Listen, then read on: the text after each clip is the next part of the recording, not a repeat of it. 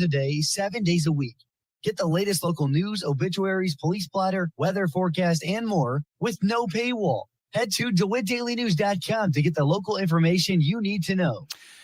News time is 7 minutes after 7 o'clock here on this Tuesday. Hope we all had a good Memorial Day weekend as we head back on this Tuesday from the newsroom of Regional Radio and DeWittDailyNews.com. I'm Seth Lawrence with this expanded 7 o'clock newscast brought to you today by Baum Chevrolet Buick in Clinton, your Silverado headquarters, and by Connexus, providing fiber internet to Clinton. Learn more at DeWittDailyNews.com. The DeWitt County Board made amendments to its local wind energy ordinances at last Thursday night's DeWitt County Board meeting. Among the amendments were changes regarding curtailment during severe weather. State's Attorney Dan Markwell again stressed to the board the agreements they currently have in place are with ANEL and not the National Weather Service. By way of background, I know we've got 10 new board members since the first wind farm was approved. So I guess as the 153.26 E3. So by way of background, when the county board initially authorized a special use permit for the Alta Farms project, it had as a requirement that the wind farm would enter into an agreement with the National Weather Service, and which they did. I told the board then, and I've mentioned it a few other times, that the agreement that we have is with NL. It's not with the National Weather Service. So I want everybody to understand that we're not contracted with them, so they don't have to actually do anything in compliance with our ordinance. Just so everybody understands that. So when we're talking about, find this section. So under E3, curtailment during severe weather events, in the RPC's version, it says the applicant must demonstrate the ability to curtail WECS during severe weather events to minimize the impact on the National Weather Service's ability to protect life and property. Now, to my knowledge, the National Weather Service itself never came out and asked us to do that, and we cannot enforce the rights of the National Weather Service. That's the statement that's been put in, that's the basis for that. And I think the biggest difference between the ZBA's version and the RPC's version, I'm sure Joe will correct me if I'm wrong here, is that the ZBA left out the automatic curtailment provision. And that goes more to enforcement. One of the problems I've always seen with that is, the county board determined that the National Weather Service is, the expert, and they should determine when curtailment should happen. You could have a situation, and it's not going to be in every situation, you could have a situation where there's automatic curtailment that they should have done, but we get notification from the National Weather Service saying that it wasn't needed.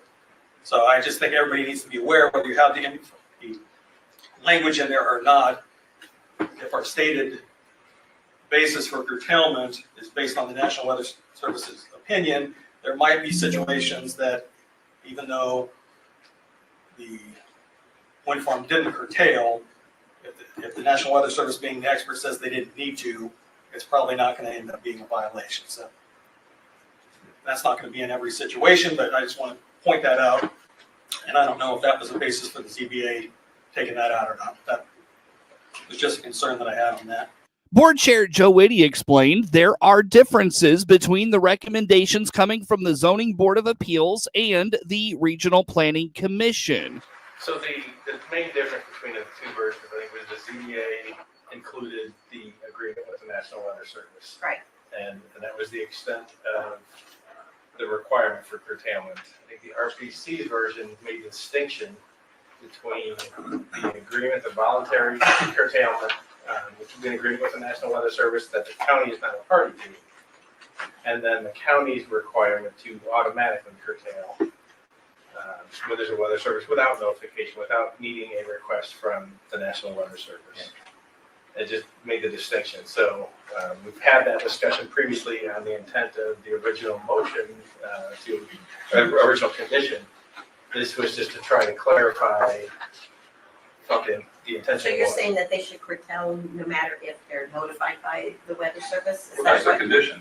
That's, Right. The RPC version says there's an automatic curtailment when there is severe weather that is affecting DeWitt County, in other language in there, but entering into the agreement with the National Weather Service is, just a courtesy, really. They're required to have that agreement, but whether the National Weather Service notifies them or not is not enforceable by us, but there's still a requirement to automatically curtail. Which they've yet to meet. Yeah, they would have, that's the county requirement. We get the National Weather Service out of the middle of that. So this would require them to curtail the wind farm in Hallsville if the tornado or if the storm was in Farm City. no, this isn't going to do anything to the one that's there. This is to be new. Well, Any new ones. I'm using it for an Yeah, okay. example. Well, so, I think what it says is that if DeWitt County issues an alert, they have to curtail.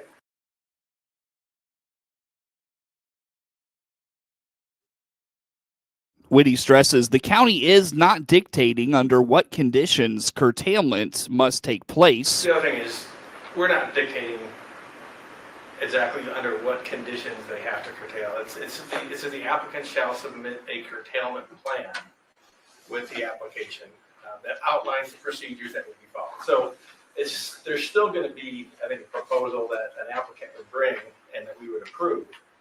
But then it's no longer getting the National Weather Service in the middle of that. It's the requirement that the county board would have to approve their curtailment plan that was submitted with their application. If that makes sense. So if their curtailment plan had details in there that, the weather event is going to impact Hallsville, but they've got a wind farm in Farmer City, their curtailment plan could propose something that's different. I think every application will have to be handled differently, right? But I think the intent here was to remove the National Weather Service from the middle of the enforcement side of any type of curtailment violation. The weather service is the ones that tells the county members. Yeah, I was going to say, Well, they tell them when there's a warning, they don't need to be involved in telling them Telling that they the should power curtail. plant or telling them wind farm.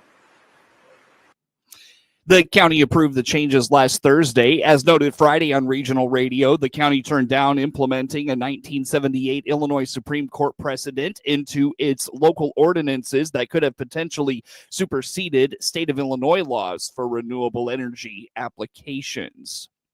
Local nonprofits are seeing a rising need as many fall on hard times. Dove of DeWitt County is reminding its food pantry is available for anyone in need. Sylvia Comfort with Dove indicates they have been very busy of late and are always seeking donations to keep up with the need. So the food pantry is going gangbusters, unfortunately. Not always a good thing. We go to the Midwest Food Bank and are able to once a month get a large truck and a van full of food that we bring down here.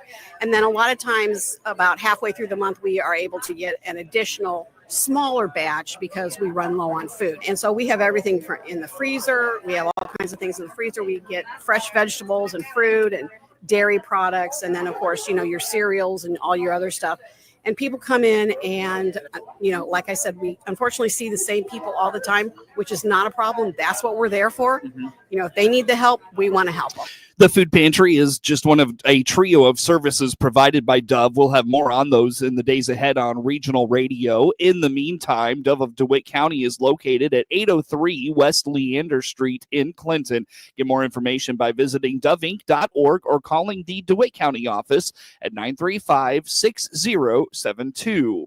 News time 16 minutes after 7 o'clock on this Tuesday.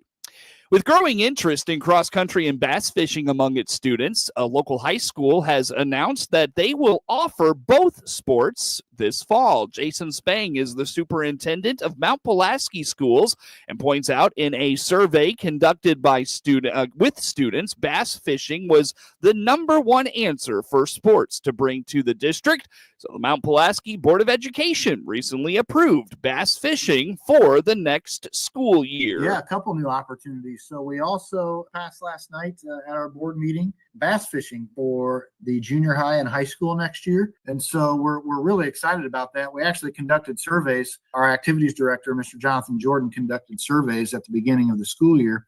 And that was our number one new sport of interest. And so we've been taking some extra steps. Obviously, we got that approved last night. We're currently working on a memorandum of understanding between the board and the teachers union on what to appropriate a dollar amount for a stipend for. But actually, the RV company here in town, but it's on the southeast side of town, they actually have heavy interest in sponsoring bass fishing for us and actually letting us use a boat for the bass fishing season. So we're in those talks right now. And we also have a parent and a coach in the community who is a professional bass fisherman. So he's interested in coaching that. Now, obviously, we'll open that up and consider all applicants, but very excited about the opportunity to add bass fishing.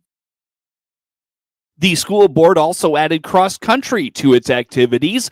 Track is a popular sport among Mount Pulaski athletes, and with the new track at Veterans Park nearly complete, Spang felt cross country would be a great addition. And then we also added cross country for the junior high and high school. So it's going to be very beneficial, obviously, with the track out at Veterans Park. That's going to be completed within the week here. And cross country doesn't specifically practice or run events for cross country on a track, but they can certainly go out there and practice and things like that. And we're excited about retaining our junior high track numbers. We did have 8 students qualify for the IESA state track tournament, the 4x4 team here. And then we had 4 individual students qualify in long jump, in the 800 meter, in shot, and a lot of success in extracurriculars here as of late. It's not as easy as some may seem to add new sports to the offerings of a high school. Spang explains bass fishing is difficult in particular with needs like coaching, boating equipment, and volunteers to drive the boats. Yeah, so specifically with bass fishing, some of the other schools I've worked at previously, although it's been a few years, had bass fishing. And so I believe there's been the state bass fishing tournament, I believe, has been on Lake Shelbyville before. I believe some events have been on the Illinois River before. And so part of it is obviously finding a coach. But when you go to these bass fishing meets, the coach isn't with them on the boat. The coach has to stay on shore. So usually a parent of one of the 2 boys or girls, because it's co-ed, usually it's a parent who owns a boat that actually takes them out and drives them around to the places they want to fish. And obviously there's a time limit with it. But then, the coach works with them throughout the week on, hot spots of the lake, especially if they're familiar with the lake or the river on where to go. And so it's time it's just like you see on TV. They have to fly out and they come back in, hopefully make the time and then turn in the fish that they catch. So it's pretty exciting. Bass fishing is a recently approved IHSA sanctioned sport as well, with interest growing across the state. In fact, Illinois was the first state in the U.S. to offer bass fishing as a sanctioned school sport. News time is 20 minutes after 7 o'clock on this Tuesday. A quick break. We'll continue on next on The Morning Show. Baum Chevrolet Buick offers full transportation options while giving you peace of mind. This is Scott Baum from Baum Chevrolet Buick here in Clinton and Farmer City. This is what we strive to do each and every day. We'll listen to you, give you the options for routine maintenance, major mechanical problems, or collision repairs with a staff that is knowledgeable to find the best option for you. Baum Chevrolet Buick, your full-service dealer. See us at baumchevybuick.com right from the start. Experience the power of better connection with Connexus Fiber Internet. Connexus delivers ultra-fast, reliable speeds to keep you connected at the speed of life. Whether you're working from home, streaming your favorite shows, or gaming with your friends, Connexus has you covered. Say goodbye to buffering and dropped calls and say hello to Fiber Fast Internet. Ready to upgrade your connection? Sign up today by clicking the Connexus icon at DeWittDailyNews.com. Nothing connects us like Connexus. News time is 7:21 on this Tuesday. Again, I'm Seth Lawrence with the folks this morning for this expanded local newscast. A local lawmaker has a couple pieces of legislation that have advanced in Springfield. The bill to protect the Mahomet Aquifer from carbon sequestration, Senate Bill 1723, was passed by the Illinois House last week, 91-19. State Senator Sally Turner says it now awaits the governor's signature. We originally aided the Mahomet Aquifer Protection Bill in the Senate. Myself, Senator Rose, and Senator Faraci out of Champaign to protect our aquifer so that no drilling for sequestration could go through the Mahomet Aquifer, that was a huge, huge plus for us. We are thankful that we could get that done. That went to the House yesterday and passed. I believe there were 19 no's in the House. I have not seen who those no's were, but we're delighted that passed. I foresee the governor signing that bill, so that'll be great. That was a real big concern of all of our constituents in the 44th district. Yeah, basically, Seth, is what it does is what we were all concerned about was a water source. That's a water source for a million plus people in the central Illinois area, central and eastern Illinois. And if by some chance, when they were trying to sequester carbon as part of their the CEJA Act, which is an energy act to stop pollution, basically, we were concerned that if they drilled that through the aquifer to store it, it's miles underneath the aquifer, that by some chance that could, the pipes could break, whatever, but it would pollute that entire body of water that we're all dependent on. So that's what it was about, so that they can't sequester through the aquifer. There's some places that are already sequestering, like the carbon. ADM has one on their plant right there, and so does Mattoon. There's one over there that they're doing that, and then Gibson City, I believe there's one that they're getting ready to do that. But none of them are through a water.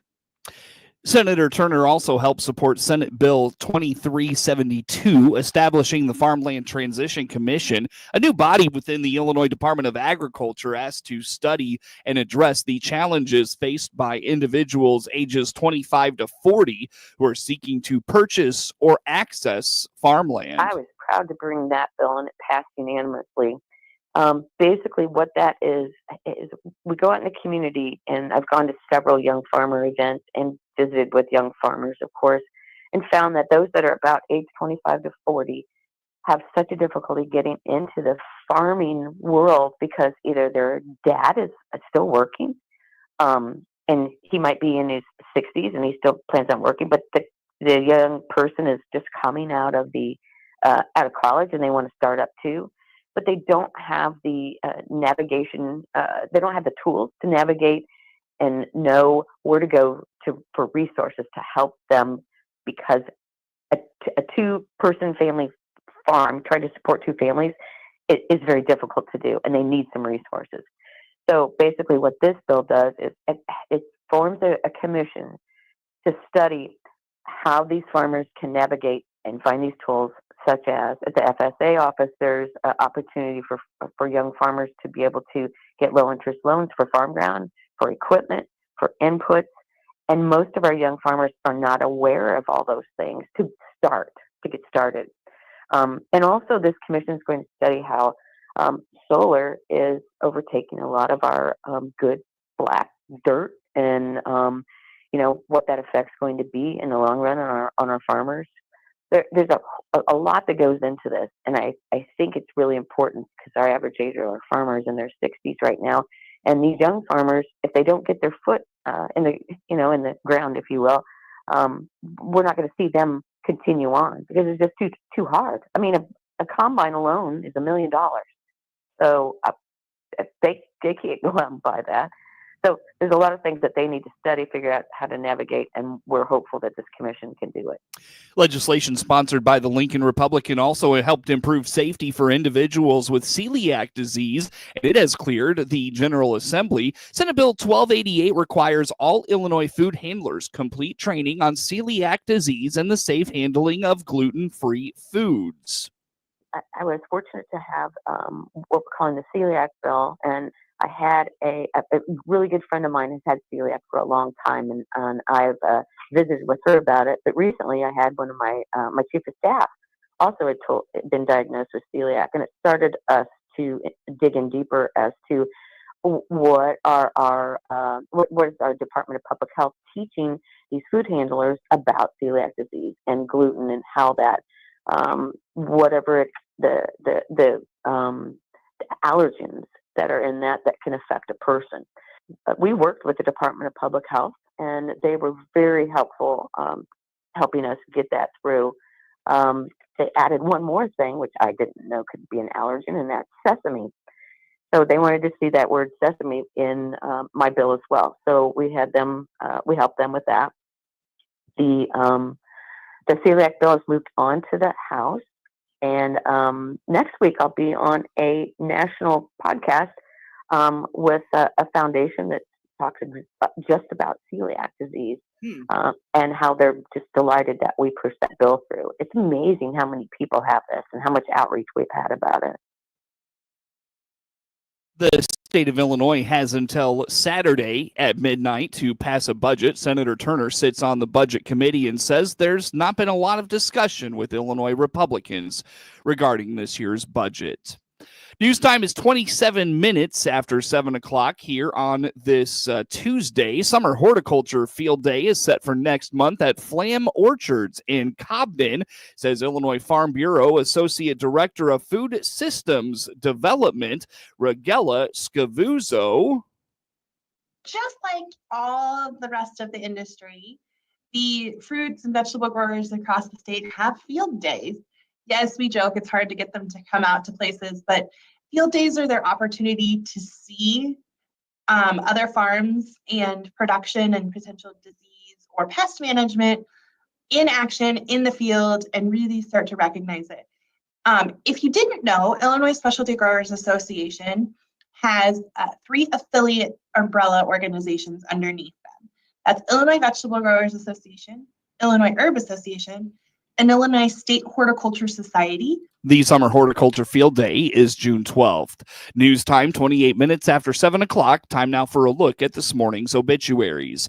83-year-old Gilbert L. Woody Wood Jr., formerly of Clinton of Decatur, passed away May 20th at Hickory Point Village in Forsyth.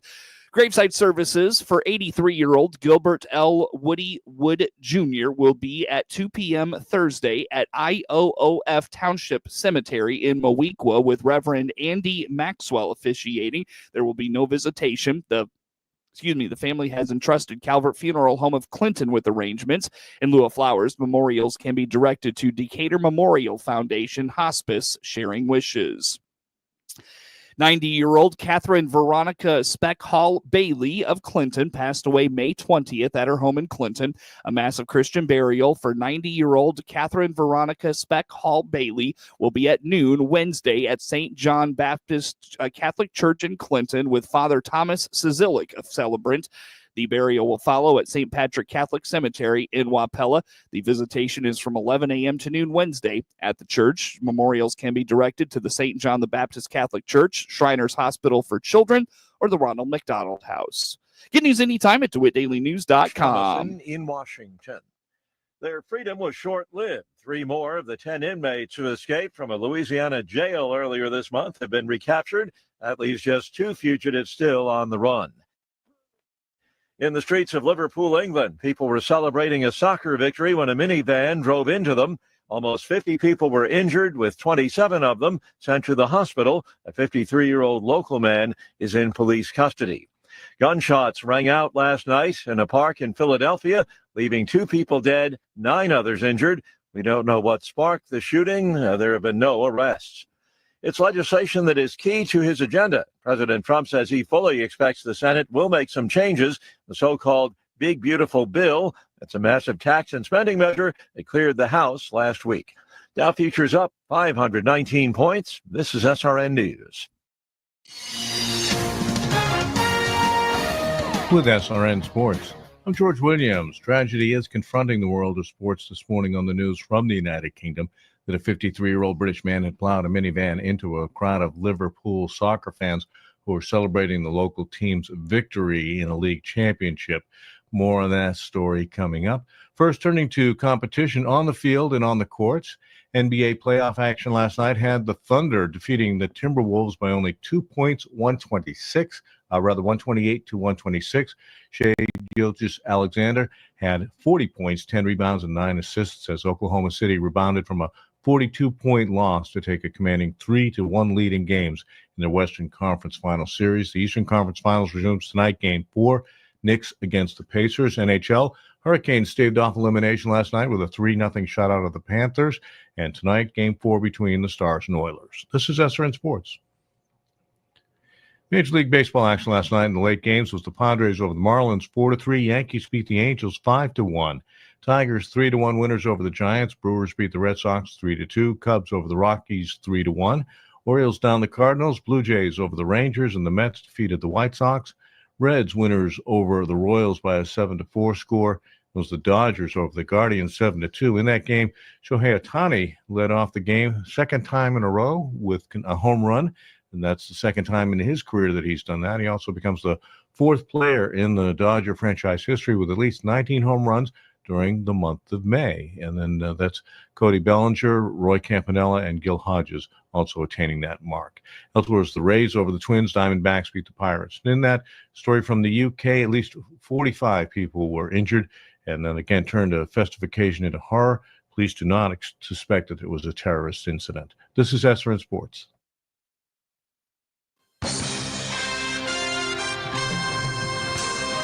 Time now for a look at sports. I'm Seth Lawrence with this report. The high school baseball and softball postseason continues on with softball sectional action this week. Also softball and baseball regional action coming up this week as well. We start in baseball, Class 1A, or rather Class 3A. Baseball regional semifinal action today from the Champaign Central Regional. Central battles Urbana at 4:30. Then Champaign Centennial takes on Lincoln at 6:30.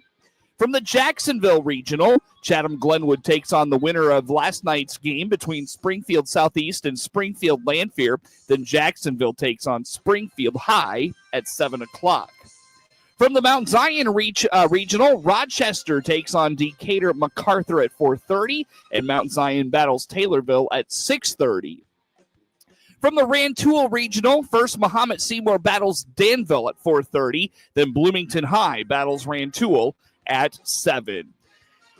Class 1A softball sectional semifinal action on this Tuesday. From the Argenta-Orienta sectional, Arcola takes on Salt Fork at 4:30, followed by Leroy and Central A&M at 6:30.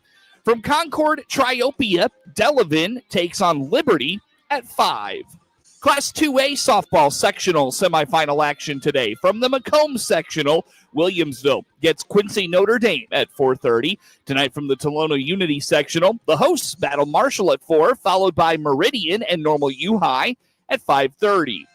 Normal U High sectional, or rather 3A sectional, regional semifinal action today. From the Lincoln Regional, the hosts host East Peoria at 4:30. Tonight from Mount Zion, it'll be Mount Zion and Urbana at 4:30. From the Taylorville Regional, Chatham Glenwood gets Decatur Eisenhower at 4:30, followed by Mattoon and Taylorville at 6. From the Washington Regional, Washington takes on Morton at 4:30, and Bloomington High takes on Limestone at 6:30. Class 4A softball regional semifinal action today. From Bradley Bourbonnais, Rock Island takes on Normal West at 4:30, and Bradley Bourbonnais takes on Normal Community at 6:30. Tyrone Taylor hit a walk-off double in the ninth inning and hit a leadoff double, that is, in the ninth inning, and scored on Francisco Lindor's walk-off sac fly as the Mets beat the White Sox 2-1 to mount a late-game comeback in the opener of a 3-game series in New York. The White Sox spent Memorial Day in the Big Apple playing the first of 3 against the Mets at Citi Field, and Adrian Hauser shoved in his second consecutive start for the Southsiders. 3-2 coming. He got him looking.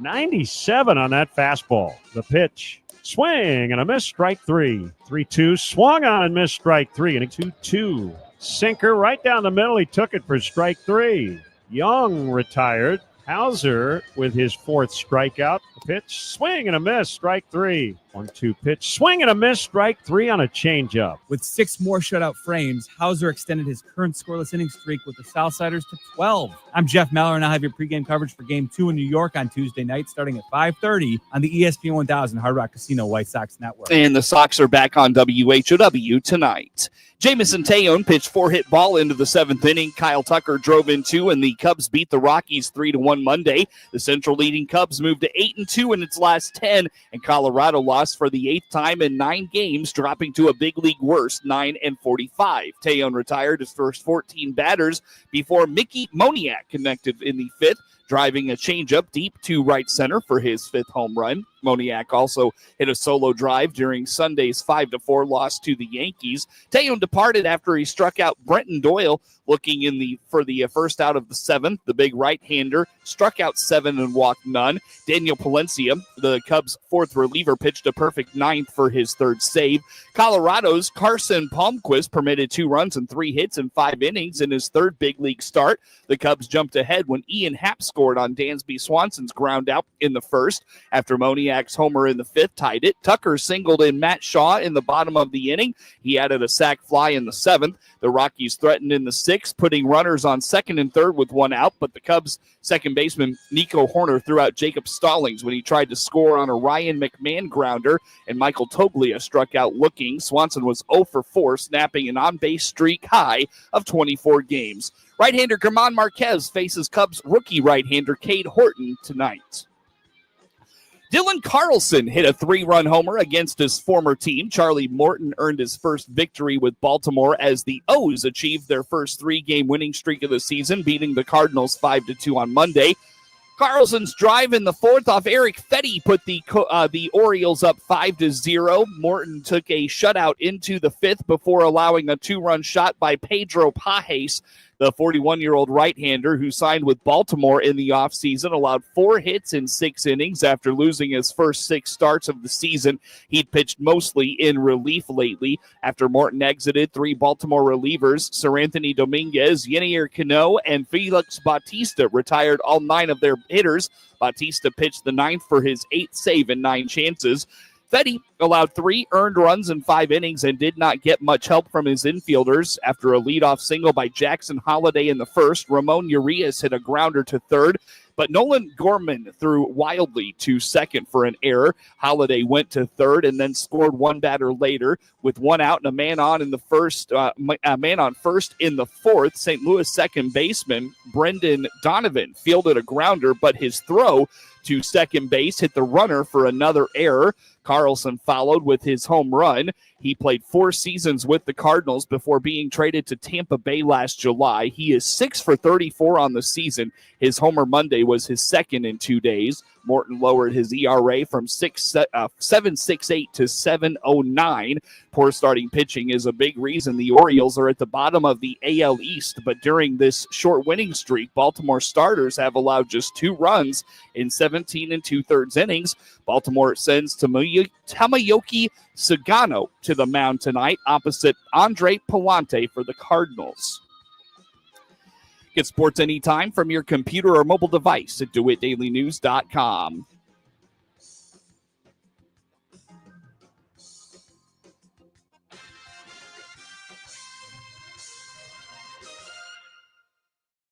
This is staff meteorologist Jennifer Wojcicki with your regional radio forecast. Slight chance for isolated rain showers today, otherwise cloudy skies expected. Highs level off around 70. Northeast winds 8 to 15 miles per hour. Cloudy skies expected.